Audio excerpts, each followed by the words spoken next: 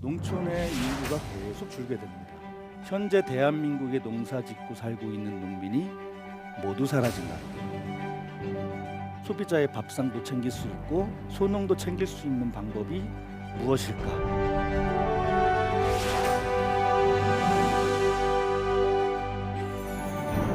80세 된 할머니도 직매장에서 한 달에 30~40만 원 벌었어요. 농민을 존경하는 사회여야 선진국이다라고 이야기할 수 있다. 저는 소비자 역할이 되게 중요합니다. 안대성 대표의 이야기를 들어보자.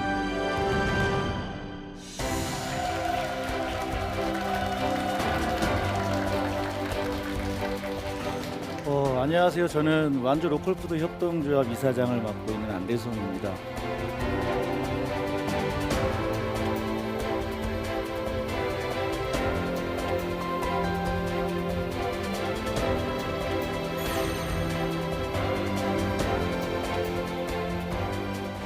손을 한번 들어보실까요? 양손을.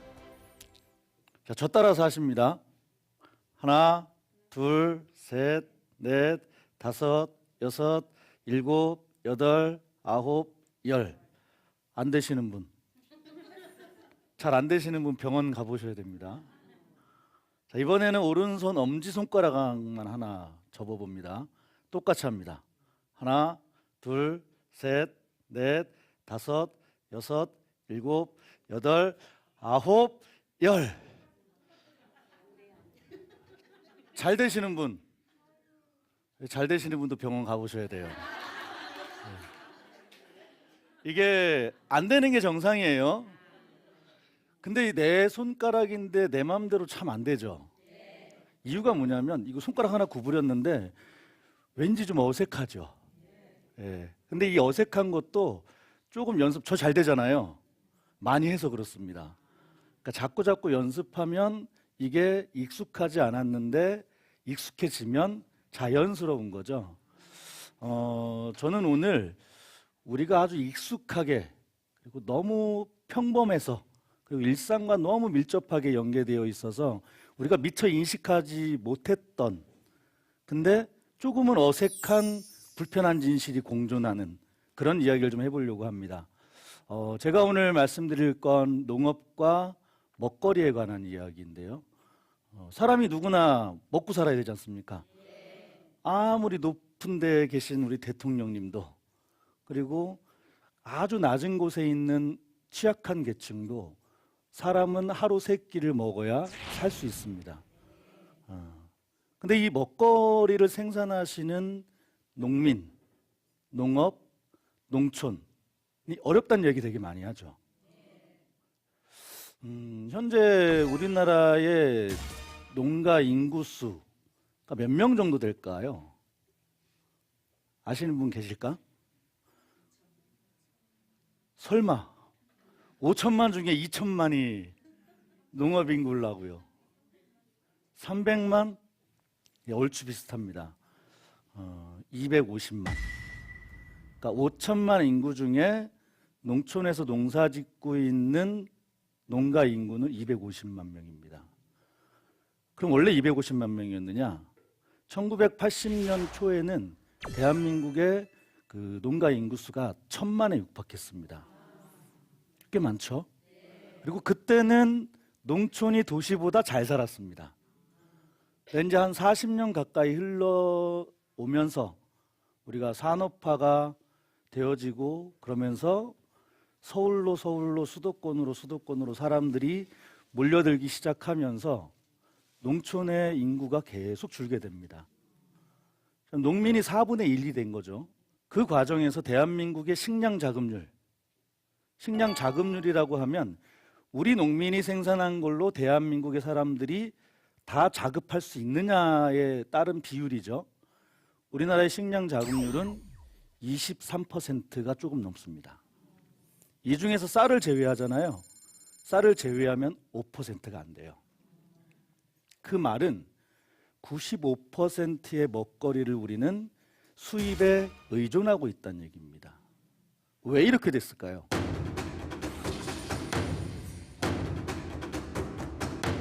못 먹고 사니까. 농사 지어서는 경제 생활을 영위할 수가 없기 때문에 농촌에서 농업을 다 손을 놓게 되는 겁니다. 농민은 왜 이렇게 못 살게 됐을까요? 몇 가지 이유가 있는데 첫 번째는 세계화라는 흐름 속에서 WTO, FTA라는 것들 속에서 우리도 문호를 열어야 우리도 자동차, 반도체 팔아먹을 수 있으니까 이게 첫 번째 원인이겠고요. 두 번째는 우리 인구의 절반이 수도권에 모여 살고 있고 대다수 인구는 수도권과 광역시에 몰려 살고 있습니다. 이른바 우리가 먹거리를 생산하는 사람도 있지만 소비하는 사람들도 있죠. 그럼 우리 소비자들이 그간 먹거리를 어떻게 소비했냐면 싸고 좋은 것을 찾았습니다. 이른바 가성비. 자, 근데 우리 합리적으로 한번 생각해 보시면 싸고 좋은 게 세상에 있을까요? 싸고 좋은 거 다 없다고 이야기하시는데 오늘 또 장 보러 가면 더 싸고 더 좋은 게 없는가를 찾을 겁니다. 근데 싼 거는 이유가 있겠죠.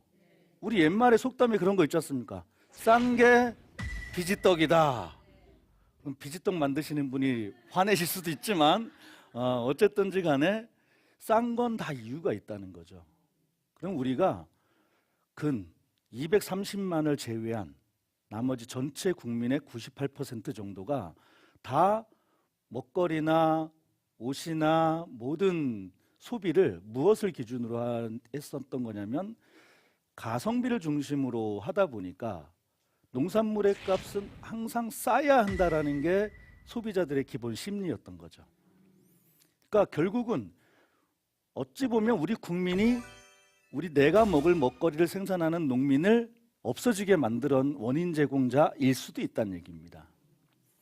자, 그러면 농민이 지금 230만의 농가 인구가 있고 현재 농업 경영체 수는 150만 정도 됩니다. 150만 중에 안타깝게도 40%는 65세 이상입니다.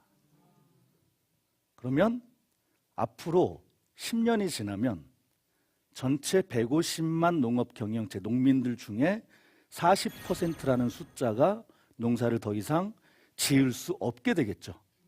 내가 짓고 싶어도 힘이 없어서 못 짓게 된다는 얘기입니다. 자연적으로. 그렇게 계속 가다 보면 그런 상상을 해볼 수 있는 거죠. 만약에 현재 대한민국에 농사 짓고 살고 있는 농민이 모두 사라진다면 사라지는 순서는 정해져 있습니다. 고령농, 소농, 중농, 그 다음에 대농이겠지만 대농이나 수출을 목적으로 농사 짓는 분들은 아마 사라지진 않을 겁니다. 자, 그러면 중소, 고령 농업인들이 1순위로 사라지게 될 건데 이분들이 사라지게 되면 우리는 삶에 어떤 영향을 받게 될까요? 다 누가 어디서 어떻게 어떤 방식으로 생산했는지 모를 수입 먹거리로 우리 밥상을 차릴 수밖에 없게 되는 거고 먹는 것은 곧 약이라고 이야기하지 않습니까? 우리 옛날 어르신들 말씀에 밥이 보약이다 라고 이야기하시는 것처럼 그러면 우리가 먹는 것을 형편없이 먹게 되면 우리 몸이 건강해질까요? 안 건강해질까요? 예, 건강하면 비정상인 거죠. 그러니까 지금도 우리 소비자들이 어떤 말씀들을 많이 하시냐면 내가 밥상 차리는 게 참으로 불안하다. 그래서 우리 소비자분들이 대부분 조사라면 이렇게 나옵니다. 전체 국민의 98%가 친환경 농산물을 구매할 의향이 있다고 이야기를 하세요. 그 말은 뭐냐면 지금도 여전히 밥상의 불안감이 주부들 입장에서는 아주 크게 작용하고 있다는 얘기인 거죠. 그것뿐만 아니라 농민이 사라졌을 때 우리 밥상에 나타날 수 있는 여러 가지 우리가 피부로 현재는 느끼고 있지 않지만 나타날 수 있는 문제가 있겠죠. 근데 그걸 들여다보려면 농민이 그렇게 사라진 나라의 도시를 가보면 알겠죠. 제가 3년 전에 밴쿠버라는 도시가 있습니다. 밴쿠버 다 아시죠? 네. 전 세계에서 사람이 가장 살기 좋은 도시 조사하면 해마다 1, 2, 3등 안에 드는 도시입니다. 제가 가서 보니까 앞에 한 줄을 붙여야 되겠더라고. 돈 많은 사람이 가장 살기 좋은 도시. 왜 그러냐면 밴쿠버라는 도시에 가서 제가 이제 방문했던 건 뭐 관광을 간 게 아니라 밴쿠버의 푸드 플랜을 어떻게 수립했는지를 들여다보러 갔습니다. 밴쿠버 시청의 먹거리 정책관이라는 사람을 만나가지고 물어봤어요. 너네들의 농업 현황이 어떠냐. 그래서 농민의 숫자가 몇 명이냐 물어봤더니 쟤는 그 대답을 듣고 깜짝 놀랐거든요. 농민이 몇 명이었을 것 같아요.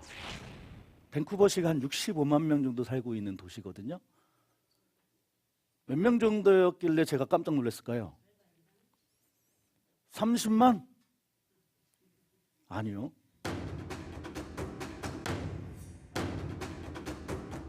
20명. 20명. 제가 안 되는 영어로 리얼리? 이렇게 물어봤어요. 그랬더니 정말 20명이래요. 근데 이 20명도 어떤 농사를 짓는 사람들이냐면 외국으로 수출을 목적으로 농사 짓는 사람들. 근데 밴쿠버시에 농민 장터, 파머스 마켓이라고 이야기 들어보셨죠? 그 파머스 마켓은 농민들이 직접 물건 싣고 나오셔서 소비자랑 직거래로 판매하는 장터입니다. 하나당 보통 한 많은 농가가 참여하는 곳은 50명, 적은 곳은 한 20명 정도가 참여하시는데 대부분 다 어디에서 장터가 열리냐면 그 밴쿠버시의 중심가인 다운타운가에서 대부분 열리고 있었어요. 그래서 제가 궁금한 거죠. 밴쿠버의 농민은 20명밖에 없고 그 사람들도 다 수출을 목적으로 농사 짓는 사람들인데 저 밴쿠버 농민 시장에 나온 농민들은 당최 그러면 어디서 온 사람들이야? 궁금하지 않을까요? 네, 가서 물어봤습니다. 어디서 왔습니까? 그랬더니 뭐라고 이야기하는데 제가 어디라고 하면 아나. 다시 물어봤죠. 그래서 처음 간 거니까 그래서 다시 물어봤습니다. 이 장터까지 오는데 얼마나 걸렸습니까? 라고 물어봤더니 차로 4시간 반이 걸렸답니다. 캐나다에서 차로 4시간 반은 뭐 우리나라에서는 뭐 1시간 반 정도의 심리적 거리를 가지고 있대요. 워낙 땅덩이가 넓으니까. 대한민국에서 차로 4시간 반 안에 못 갈 곳이 있을까? 서울에서 출발해도 4시간 반이면 제주도 빼고 다 갈 수 있을 겁니다. 해남 땅끝까지 4시간 반이 안 걸리거든요. 혹은 휴전선을 뚫고 백두산까지 가겠죠. 그러니까 어찌 보면 남한 땅 전체를 남한 땅 크기만큼 한 공간적 범위여야 유기농으로 농사 짓는 소농 한 50명 혹은 100명 정도가 살아남아 있다는 얘기입니다. 자, 그럼 이게 어떻게 소비자에게는 영향을 끼치냐면 밴쿠버시에 있는 파머스 마켓에서 판매하는 농산물의 가격이 일반 마트에서 판매하는 것보다 3배가 비쌉니다. 제가 잘 계산해 봤더니 뭐 이런 거죠. 조금 비약해서 말씀드리면 우리 강남에 그 타워 팰리스 정도는 살아주셔야 파머스 마켓에서 제대로 된 먹거리로 내 밥상을 차릴 수 있게 되는 결론인 거죠. 그러니까 상위 10%의 계층을 제외하고 나머지 90%의 시민들은 신선하고 안전한 먹거리를 제대로 내 밥상에 올릴 수조차 없게 된다는 얘기입니다. 우리는 현재 내가 마음만 먹으면 국내산 신선 채소류를 내가 원하는 가격에 살 수 있습니다. 그죠? 내가 좀 발품을 팔면 조금 싸게 살 수 있는 거고. 근데 그것도 얼마 남지 않았다는 얘기입니다. 의식주 중에 하나인 시계 문제를 과연 현재 OECD 선진국 대열에 들어서 있고 세계 경제 10위권의 대국이라고 이야기하는 대한민국은 정말 시계 문제를 완결적으로 제대로 해결하고 있는가? 우리가 좀 고민해 봐야 될 지점이라는 거죠. 완주군에서 이제 고민을 해보게 됩니다. 언제부터 고민을 했냐면 2008년, 지금으로부터 딱 10년 전입니다. 10년 전에 어떤 생각을 하게 되냐면 야, 이 상태로 계속 가다가는 우리 완주군의 농민들도 다 사라지게 될 거고 완주 군민의 밥상도 정말 형편없게 될 거고 완주가 삥 둘러싸고 있는 전주시에 있는 도시민의 밥상도 형편없게 될 게 뻔하다. 완주군이라는 농촌 지자체가 지속 가능하게 발전하려면 그래서 소비자의 밥상도 챙길 수 있고 완주의 소농도 챙길 수 있는 방법이 무엇일까 찾아보기 시작한 거죠. 찾아봤더니 일본.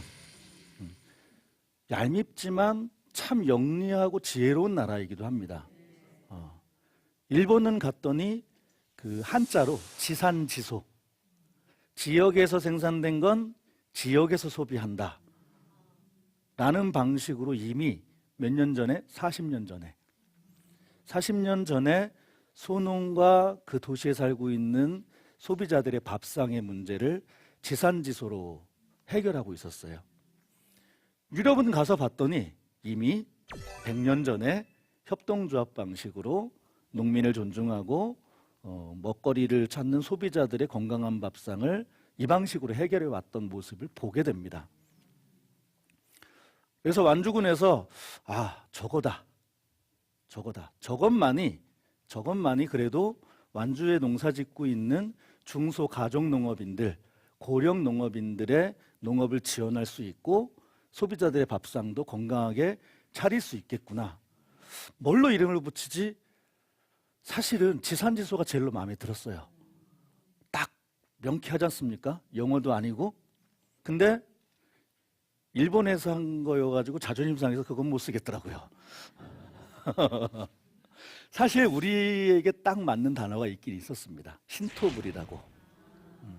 근데 이 신토부리가 워낙 국민들에게 동정심을 유발하는 이런 방식으로 실패한 캠페인으로 끝났기 때문에 그걸 다시 쓰기에는 또 마땅치가 않았고, 그래 영어지만 어쩔 수 없겠다. 그냥 로컬푸드로 하자. 그래서 완주군에서 로컬푸드라는 것을 정책으로 도입을 하게 됩니다. 전라북도 완주군 구이면. 이곳은 완주 로컬푸드 협동조합이 운영하는 직매장입니다. 로컬푸드 직매장은 완주와 전주 지역 내 모두 6곳인데요. 농민조합원들이 생산한 과일과 채소, 가공식품 등 600가지가 넘는 품목이 진열돼 있습니다. 이 매장은 주말 평균 1,000명 이상의 소비자가 찾는데요. 올 때마다 여기 로컬푸드에서 이런 야채 같은 거 싸고 품질이 신선하고 뭐 여러 가지 좋으니까, 그리고 믿을만하고, 왜냐면 여기 다 인증이 돼 있잖아요. 누가 했다는 거. 모든 농산물은 안전성 검사를 실시하고 생산자 정보를 공개합니다. 이곳 직매장 2층에는 로컬푸드로 요리하는 한식 뷔페 레스토랑이 있는데요. 협동조합에서 직접 운영하는 농가 레스토랑은 3곳. 지역 생산물만 사용하다 보니 해산물이나 커피는 없습니다. 참기름, 간장 등 요리에 사용되는 가공식품도 모두 로컬푸드. 좋은 재료와 건강한 식단으로 소비자들의 반응이 좋습니다. 음식 하나하나 다 맛있고 되게 건강한 느낌? 신선한 야채를 먹을 수 있고 로컬푸드에 또 하니까 재료가 하니까 아무래도 믿을 수도 있고. 이렇게 소비자들이 믿고 먹는 로컬푸드엔 농민들의 노력과 정성이 담겨 있는데요. 조합원 김양순 씨는 매일 아침 직매장에 가져갈 신선한 농산물을 수확합니다. 무럭무럭 크는 거 조금씩. 많이는 못하고, 저는 이제 대농이 아니고 소농가이기 때문에 고루고루 조금씩 그렇게 하고 있어요. 예전엔 판로가 없어 농사지을 엄두도 못 냈는데요. 로컬푸드 직매장이 생기면서 작은 농가들도 농산물을 판매할 수 있게 됐습니다. 수확한 농산물은 직접 매장에 가지고 나가는데요. 가격은 농민과 소비자 모두를 고려해서 결정합니다. 가격은 중간 마진이 없으니까 저희는 농가부들한테는 손해보지 않고 고객들한테는 그다지 비싸지 않은 그런 적정 가격으로 저희가 지금 많이 저희가 출하를 하고 있습니다. 가격표를 출력해서 붙이고 진열하는 것까지 모든 과정을 농민이 직접 하는데요. 농민은 안전한 먹거리를 생산하고 소비자들은 로컬 푸드를 믿고 이용해준 덕분에 농가의 소득도 제법 늘었습니다.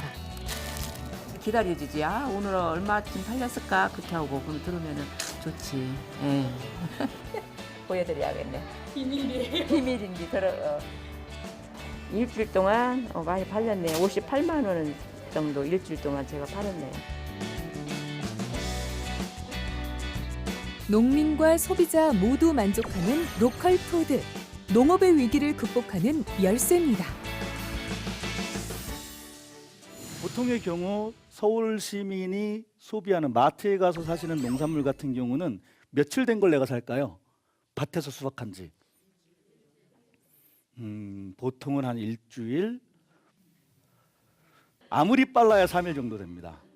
일주일 된 건 마트 사장님이 팔고 남으니까 상추 꼬다리 계속 잘라가지고 재포장해 놓는 과정까지 가면 일주일이라고 보면 되는 거고요.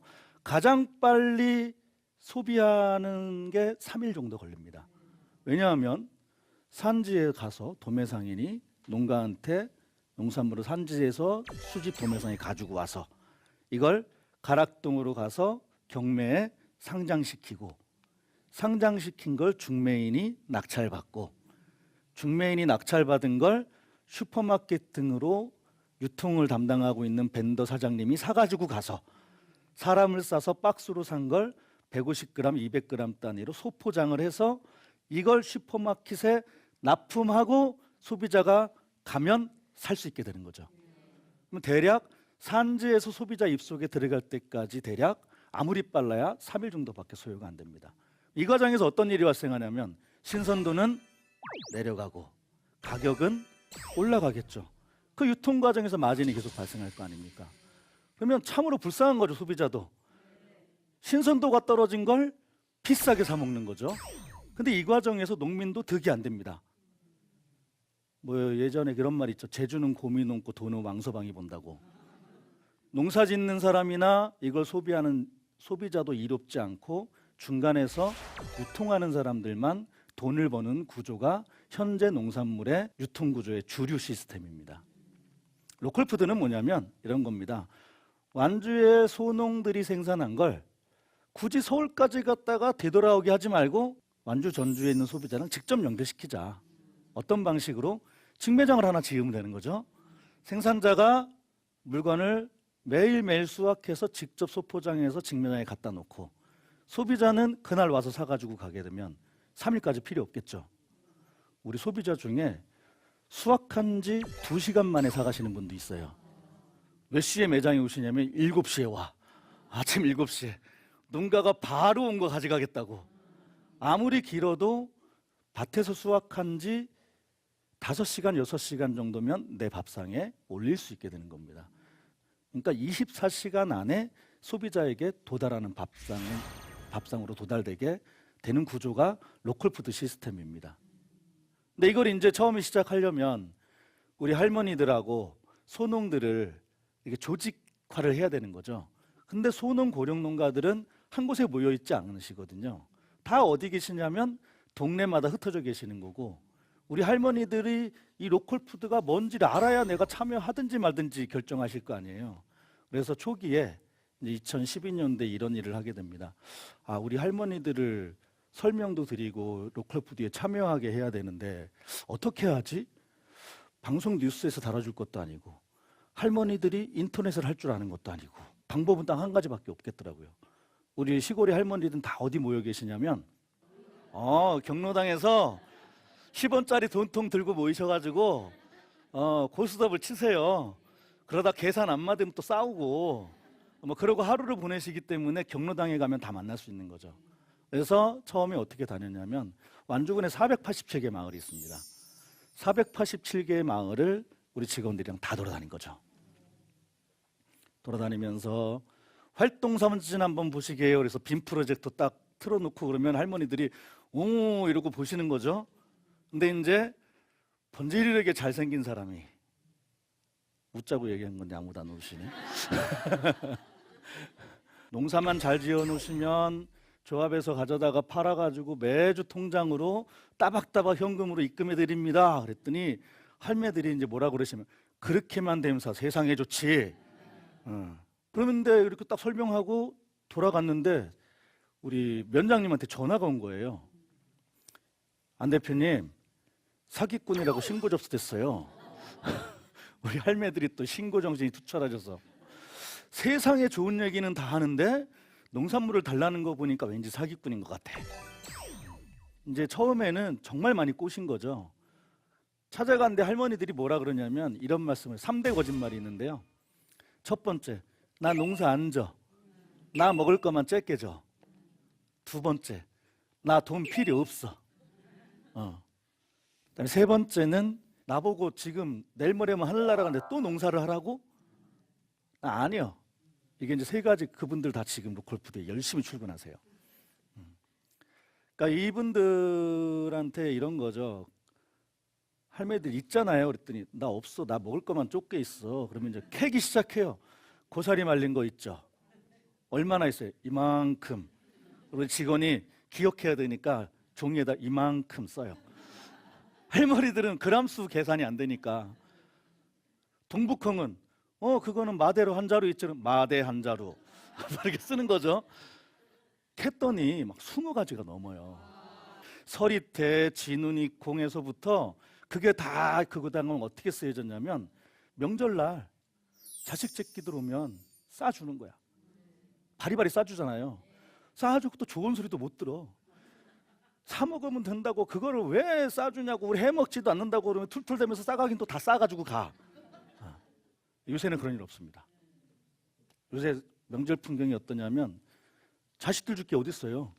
로컬푸드 직매장에 내놓으면 그게 다 돈이 돼서 돌아오는데 자식들이 와서 엄마 올해 명절에는 아무것도 안 줘? 내일이면 우리 직매장 문 연게 거기 가가지고 내 거 사가지고 가. 다른 할망구 것도 있으니까 꼭 내 거 사가야 돼. 왜냐하면 완주 로컬푸드의 가격표는 생산자 이름 그리고 생산자의 핸드폰 번호. 그러니까 현재 완주 로컬푸드 직매장에 가시면 상추를 내는 농가가 몇 농가가 있냐면 40농가 돼요. 그러니까 그 말은 뭐냐면 자식들이 우리 엄마 권고로 차시를 찾기가 힘들어. 근데 어쨌든 시간이 걸려도 그걸 꼭 찾아가지고 사가지고 갑니다. 로컬푸드 시스템은 상추를 오늘 갖다 놨잖아요. 그 다음에 오늘이 지나잖아요. 내일 아침이 되면 이거를 안 팔아요. 해당 농민이 되가져가십니다. 그렇게 신선도를 유지하는 거예요. 그렇게 되면 어떤 결과가 나오냐면 80세 되는 할머니도 직매장에서 한 달에 3, 40만 원을 버세요. 근데 시골의 할머니들은 사실 돈을 쓸 데가 별로 없어요. 통장에 돈이 계속 꽂히면 그거 모이는 재미예요. 완주군의 동상면이라는 곳이 산골짜기인데요. 거기 이제 할머니 삼총사가 계세요. 이 할머니들은 어떤 분들이냐면 평생 내 이름으로 된 통장이 없었어요. 아저씨 통장이 있었던 거죠. 로컬푸드 때문에 내 통장이 생긴 거예요. 할머니 한 분이 저한테 자랑을 하시는 거예요. 그래서 이사장님, 내가 이번에 우리 손주 대학 입학금 줬잖아. 그랬더니 우리 며느리가 매주 전화를 해. 그렇게 잘한대. 그래서 한 말씀 더 하십니다. 다음 학기도 달랜 얘기지? 그런 얘기를 하시는 거죠. 근데 그 얼굴 표정이 싫지 않았어요. 되게 행복해 하시는 거예요. 그러니까 자기 손으로 벌은 거잖아요. 자식들이 준 용돈을 모아놨던 게 아니라 내가 직매장에 매일 출근해가지고 차곡차곡 모았던 걸로 손주 등록금을 줄 수 있다는 집안의 어른으로서의 경제력이 나에게 아직까지 있어. 이게 그 할머니한테는 커다란 자존감의 상승으로 이어지게 되는 거죠. 요것뿐만이 아니고 완주라는 지역의 경제가 활성화되는 측면에서는 10년 만에 어떤 결과가 나타나게 됐냐면 일자리가 2,500개가 생깁니다. 웬만한 대기업 유치한 것보다 훨씬 많은 일자리가 생긴 겁니다. 가령 그 완주 로컬푸드 협동조합의 현재 직원, 정규직으로 일하는 직원 수가 110명, 우리 학교급식센터에 뭐 35명, 그리고 농협 직매장마다 있는 곳에 또 일자리들이 생겼겠죠. 그다음에 이제 가장 중요한 일자리가 생긴 영역은 어떤 곳이냐면 제가 이제 농산물만 계속 강조해서 말씀을 드렸었는데 이 가공식품 있죠.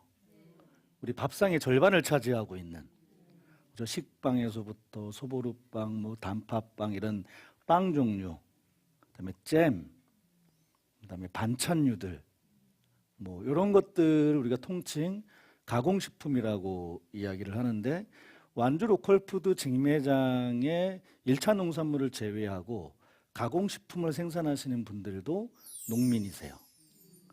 농민 농사도 짓지만 내가 농사 지은 걸로 가공식품도 만들어내는 거죠.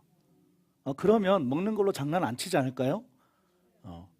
어떤 기준이 있냐면 첫 번째는 지역산 원료를 사용해야 돼요. 완주에서 생산이 가능한데 딴 동네 거 갖다가 가공하면 안 된다는 얘기입니다. 뭐 그래야 가공하는 사람이 돈을 벌수록 지역의 농민 누군가도 돈을 벌게 될 테니까요. 두 번째는 천연 첨가물로 해결이 가능한데 원가 절감을 위해서 화학 첨가물을 사용하면 안 됩니다. 그러니까 두부 같은 거 만들 때 뭘 넣으면 안 되냐면 방부제, 보존제, 표백제 이런 거 넣으면 안 된다는 얘기입니다. 요즘 뭐 우리가 양보다는 질을 따지는 수준으로까지 올라와 있지 않습니까? 적게 먹어도 내가 최대한 건강에 이롭고 몸에 좋고 도움이 되는 음식을 섭취하려고 한다는 거죠. 거기에 내가 1,000원 더 지불할 의사가 충분히 있다라고 하는 소득 수준까지 올라와 있기 때문에 잘 되니까 이제 완주에선 이런 일들이 벌어지는 거죠. 우리 매장에 만두가 없네? 그러면 냉동만두 대신 우리는 우리 밀로 만두 피해가지고 만두소 우리 농산물로 다 만두소 만들어서 생만두를 팔면 되겠네. 잘 팔립니다. 이렇게 아이디어가 나오는 대로 가공식품을 만드는 농민 혹은 마을기업 협동조합들이 막 생겨나는 거죠.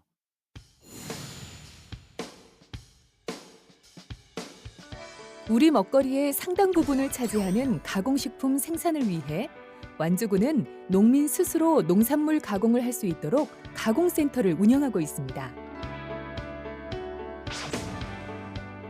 가공센터 외에도 마을 공동체나 협동조합 공장 등에서 로컬푸드 가공식품을 생산하는데요.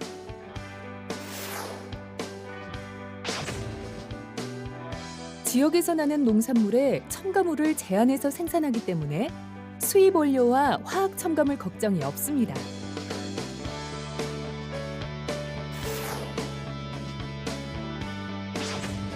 농민은 농산물에 부가가치가 생겨서 좋고 소비자들은 다양한 가공식품을 구입할 수 있어서 좋은데요. 가공을 해놓으면 6개월까지는 소비자들이 사서 드실 수 있어요. 가격도 조금 낮고 이제 현미로 내는 것보다. 센터에서는 매년 2차례 가공 교육을 실시해서 농민들을 돕고 있습니다.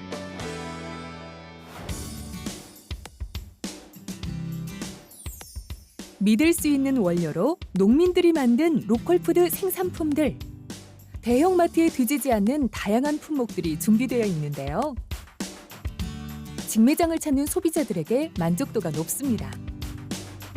일반 마트에서도 뭐 팔긴 하는데 여기서는 딱 그 농가 이렇게 만드는 사람들이 다 써 있고 하니까 더 믿을 수 있고 그런 것 같아요. 생산자와 소비자의 노력과 신뢰가 중요한 로컬푸드. 로컬푸드는 건강한 밥상입니다. 로컬푸드를 시작하기 전에 2009년도에 조사했을 때 완주에 가공식품을 제조하는 업체는 100개 정도밖에 안 됐습니다. 현재 250개로 늘었어요. 그럼 그 사이에 다 늘어난 150개는 다 로컬푸드 때문에 늘어난 겁니다.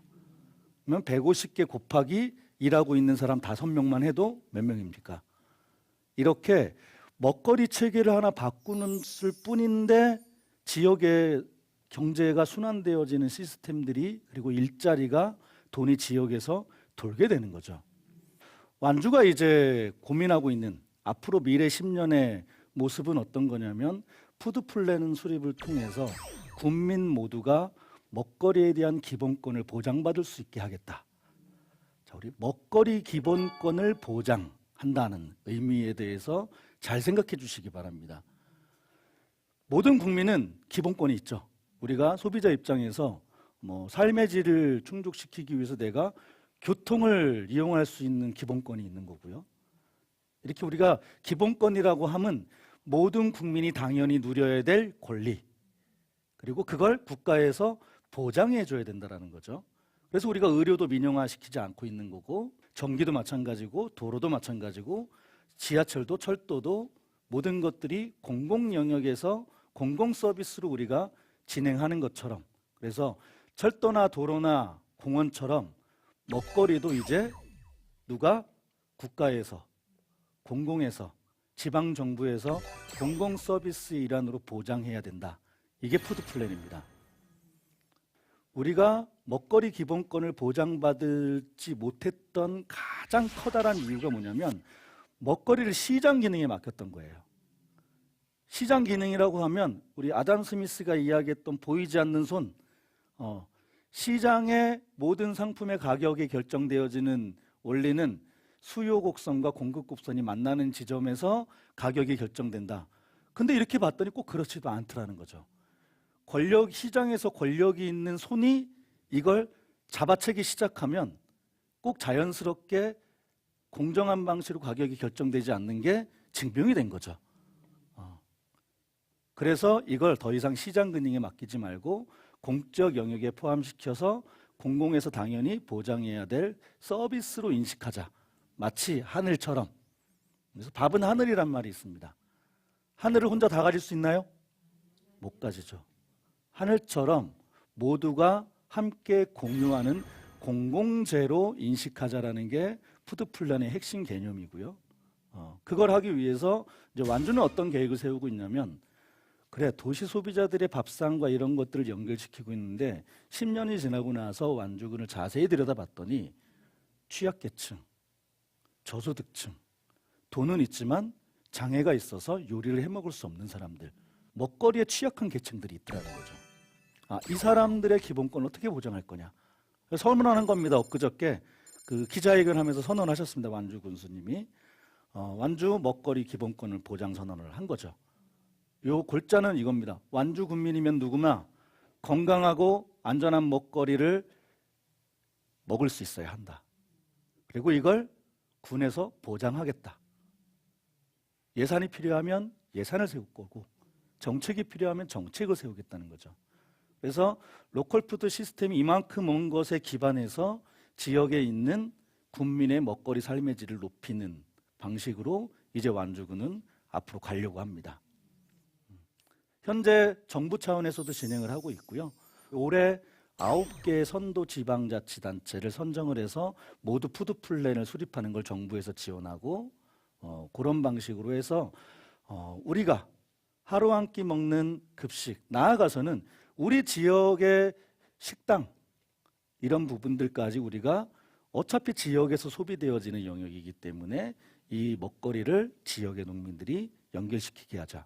그러면 적어도 우리가 사람이 생존에 가장 필요한, 가장 중요한 욕구인 의식주 문제 중에 식의 문제만은 제대로 해결해 볼 수 있는 거 아니냐. 이게 어찌 보면 완주가 지난 10년 동안 로컬푸드 시스템을 구축하고 성장한 것에 기반해서 그걸 국가에서 푸드 플랜으로 정책을 만들게 되고, 이게 전체 국민에게 돌아가는 방식으로 가게 됐다는 거죠. 그래서 이제 이런 로컬 푸드가, 혹은 이 푸드 플랜이 잘 정착하고 성공하려면 몇 가지 조건이 필요합니다. 첫 번째, 저는 소비자 역할이 되게 중요하다고 생각합니다.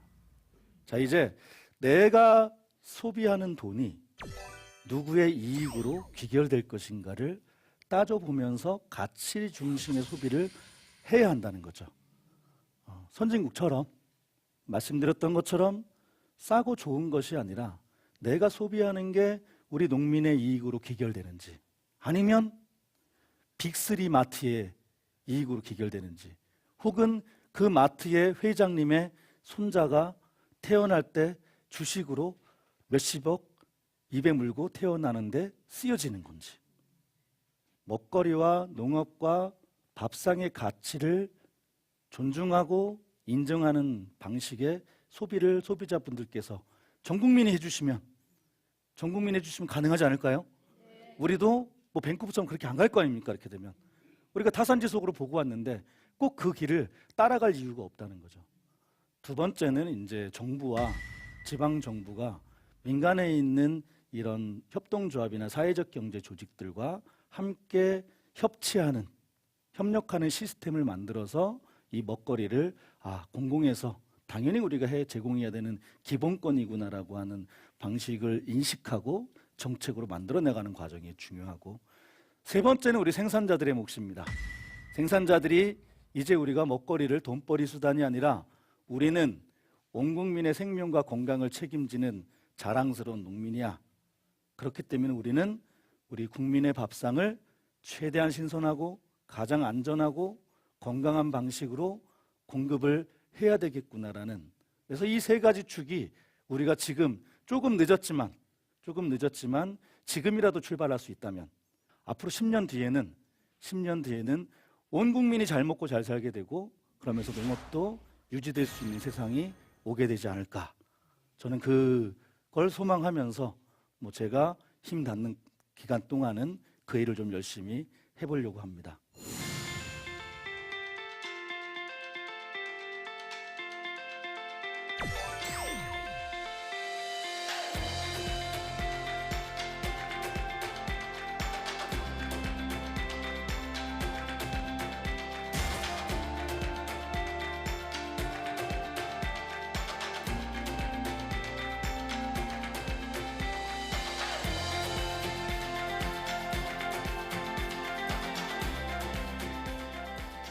질문이 꽤 많이 돼 있는데 먼저 첫 번째, 로컬 푸드를 서울에서도 구입할 수 있는 방법이 없을까요?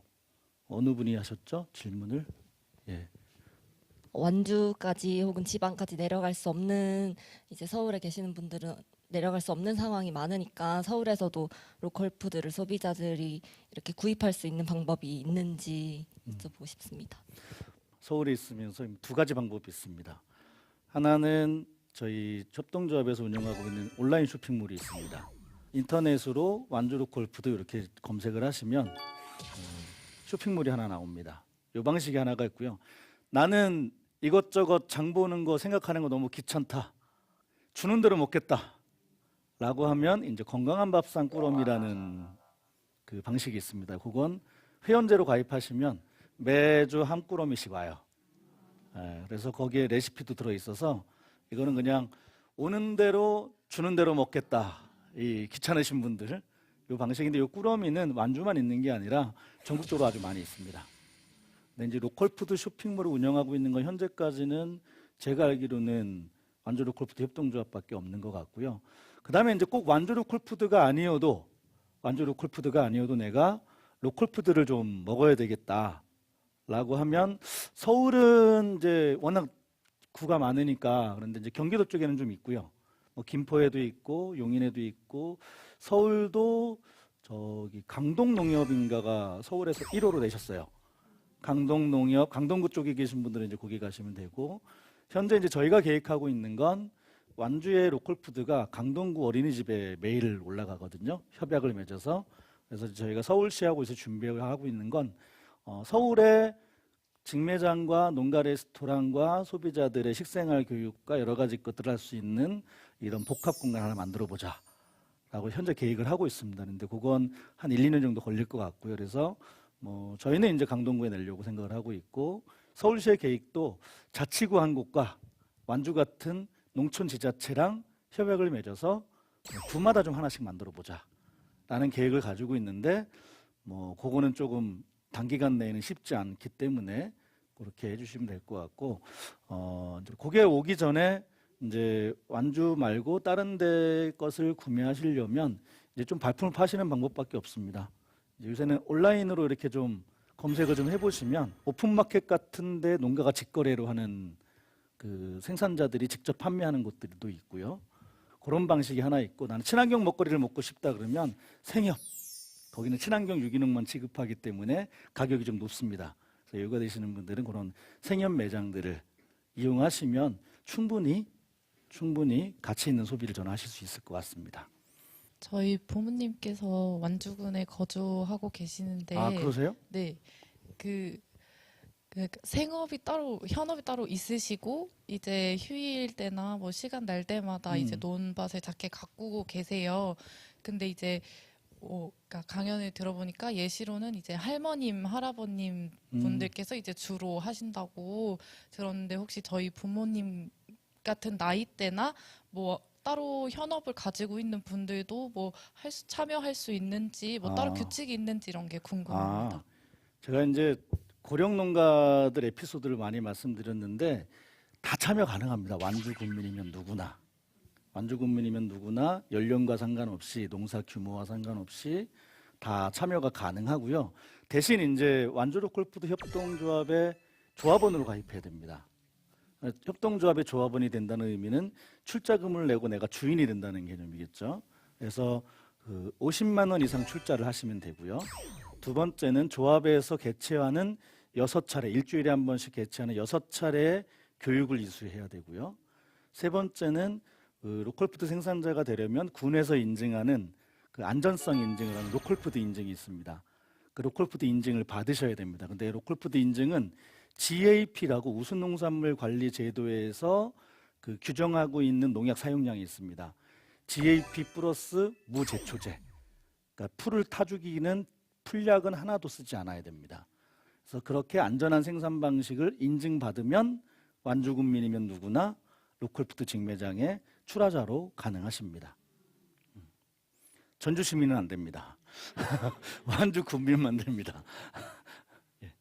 노년농은 이제 결국 사라져 갈 텐데 어떻게 농민 인구를 유지할 방법이 있는지 질문 드렸습니다. 예. 중요한 건 이제 청년들이 생각을 좀 달리 먹어야 됩니다.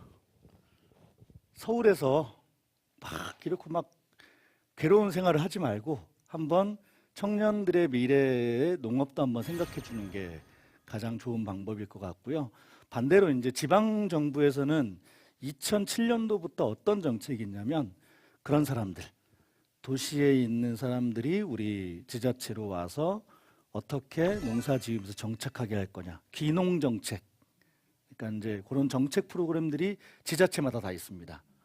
지자체마다 있고 저희 목표는 고령농이 계실 때 청년 귀농인들이 내려오게 되면 할머니들과 쪼매주는 거죠. 할머니들의 자식들이 농지는 유산으로 물려받겠지만 농업을 하진 않거든요.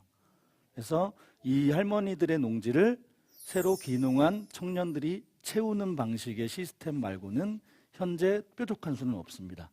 우리나라뿐만 아니라 일본, 유럽 모두가 그래서 정부에서도 지금 청년 농업인 육성, 그래서 청년 농업인 수당 막 이런 것들을 정책들이 막 쏟아져 나오고 있기 때문에 이제 도시권에 있는 청년들이 그런 부분에도 좀 관심을 가져주시고 또 농촌지방자치단체에서는 그런 정책들을 잘 세우는 방식으로 그래도 그 농민이 사라지는 걸 도시에서 온 젊은 사람들이 메꿀 수 있지 않겠는가 그렇게 생각을 합니다.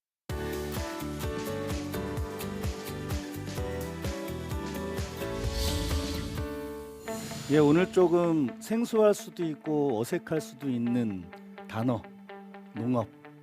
이 농업이 내 삶과 어떤 연관성이 있는지, 우리나라의 미래와 어떤 연관성이 있는지에 대해서 평소에는 잘 모르셨겠지만 오늘 이야기를 들어보시니까 농업이 내 삶과의 연관성, 내 몸, 그리고 국가적으로도 참 중요한 분야이고 참 중요한 가치를 지니고 있구나에 대해서는 다들 아시겠죠?